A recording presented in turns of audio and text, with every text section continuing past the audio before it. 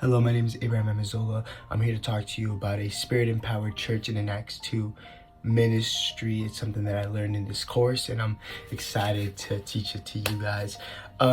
We got to go back. Where we're going to 1906 in the Azusa Street revival, and in this revival took place was baptisms of the Holy Spirit. And with that, there was this thing called the call to Hot Springs. And see, what happened was there was a lot of people receiving the Holy Spirit and a lot of preaching, but there had to be organization. And so what they did a call to Hot Springs, and where 3 men were sent to a basement. One of them came out quoting Hebrews 12:23, and that's where we get our name, the General Council of the Assemblies of God. And with that, we all now strive to be like the early church, but the early church is actually in Acts 2 verses 42 to 43, and this is why we call it an Acts 2 ministry. The verses go like this: and they devoted themselves to the apostles' teachings and the fellowship, to the breaking of bread and prayers, and all came upon every soul, and many wonders and signs were being done through the apostles. Now this is how our church should be. We should be like the early church. We should strive to be like them. And see, what we have here is a spirit-empowered church. Now, all these men and women that were going in this church, man, they were devoted, and they had the spirit, and all their hearts followed God, and they were all in on one purpose, one vision, and one calling. And so this is why we have to invite the Holy Spirit to our church, so that many can receive and all those can receive, and so all our visions and plans can be the same, right?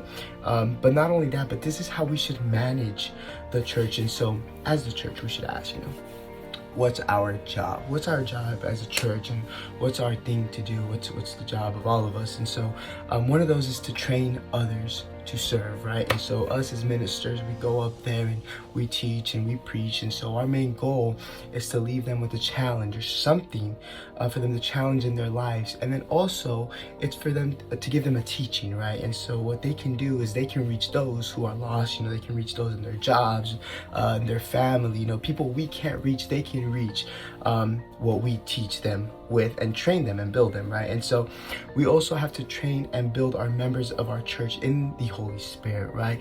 We need to get them baptized in the Holy Spirit and empowered by the Holy Spirit, so that all our church and members and staff and pastor can be baptized in the Holy Spirit and empowered by the Holy Spirit. So then again, we can all have the same vision and same calling that God has over our church. But ministers, we have to remember that there's these things for us to be a good leader, right?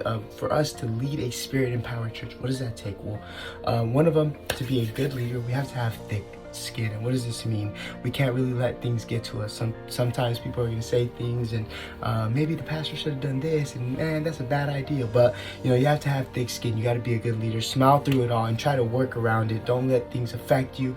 Always have a good and solid heart. Be able to let things go, right? And so second is stay faithful even when you don't see growth, right? Even though you don't see your church packed, even though you're preaching to only 20 to 30 people, even though there's not a lot of people, even though you got a small youth group, you have to continue going and staying faithful and act as if you're preaching to 100 people, because the people that are in that church, the people who are sitting on those benches, those people matter, those people are important, and they need to receive what God has called you to give them, right?